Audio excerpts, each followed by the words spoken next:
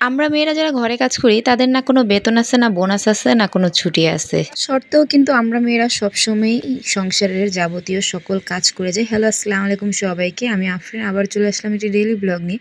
আজকে আমি আপনাদের সাথে শেয়ার করবো আমার সারাদিনের ব্যস্ততা।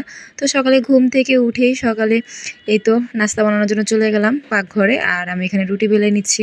তো আমার রুটি গোল হয় না, যাই হোক। তারপরে এই তো ডিম ভেজে নিচ্ছি, একটা পোস্ট করে নিয়েছি আর একটা পেঁয়াজ মরিচ দিয়ে ভেজে নিয়েছি।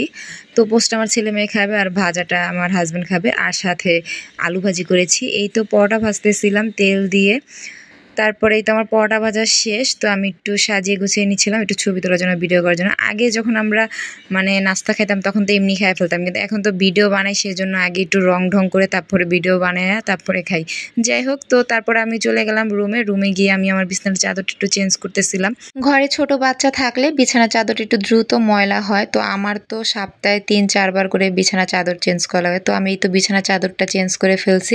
তারপর আমি রান্নাঘরে চলে গেছিলাম। রান্নাঘরে যে আমি মাংস কেটে রাখছিলাম আর আলু কেটে রাখছিলাম। তো আজকে আমি দুপুরে বিরিয়ানি রান্না করব। তো বিরিয়ানি রান্না করার জন্য আমি বড় একটা পাতিল বসাই দিছি, আর এইখানে আমি ভালো করে মশলাগুলো কষায় নিতেছিলাম। জানি না কে কিভাবে বিরিয়ানি রান্না করে, তবে আমি তো এইভাবেই রান্না করি। আমি আসলে বিরিয়ানি রান্না করতে পারি না, এই 2-3 দিন রান্না করছি এই আর কি। তো শর্টকাটে বিরিয়ানিটা রান্না করি।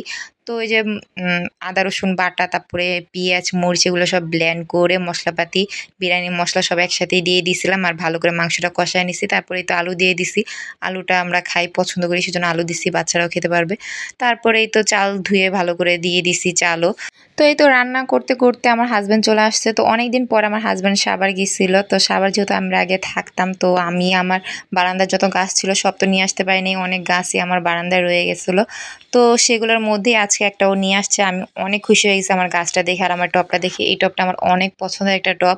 তো এতদিন পরে আমার টবটা দেখে আমি সত্যি অনেক ইমোশন হয়ে গেছে। আমার গাছটা আর সেই আগের বাসা, আগের বারান্দা, সব গাছ সব কিছু স্মৃতি মনে পড়ে যাচ্ছিল।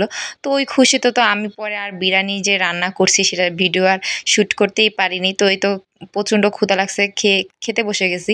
তো এই বিরিয়ানিটা অনেক মজা হয়েছিল, কিন্তু মাংসটা অনেক সুন্দর করে সিদ্ধ হয়েছে। আর বিরিয়ানি কালারটা একটু হলদে কালার আসছে, কারণ আমি প্রতিবারই ভুলে হলুদ দিয়ে ফেলি আসলে রান্না করার যেহেতু অভ্যাস। তো বিরিয়ানি আমি আসলে অত পারফেক্টভাবে বানাতে পারি না। তবে যাই হোক, আমার কাছে আমার হাতের বিরিয়ানি অনেক মজা লাগে, আমার অনেক পছন্দ। বিরিয়ানিটা আলহামদুলিল্লাহ অনেক মজা হয়েছিল। তো যেটা বলতেছিলাম, আসলে আমরা মেয়েরা কিন্তু বেতন ছাড়াই ঘরের অনেক কাজ করি, আর সারা দিনের কিন্তু অনেক ব্যস্ত থাকে, অনেক কাজ থাকে। তো এই তো ছিল আজকের মতো আমার ভিডিও। আপনাদের কাছে কেমন লেগেছে অবশ্যই কমেন্ট করে জানাবেন। তো এই তো খেতে খেতে আমি ভিডিওটা শেষ করছি। সবাই ভালো থাকবেন, সুস্থ থাকবেন, আমার জন্য দোয়া করবেন। আমার ভিডিওগুলো আপনাদের কাছে কেমন লাগে সেটাও শেয়ার করবেন। সবাই ভালো থাকবেন। ধন্যবাদ ফর ওয়াচিং।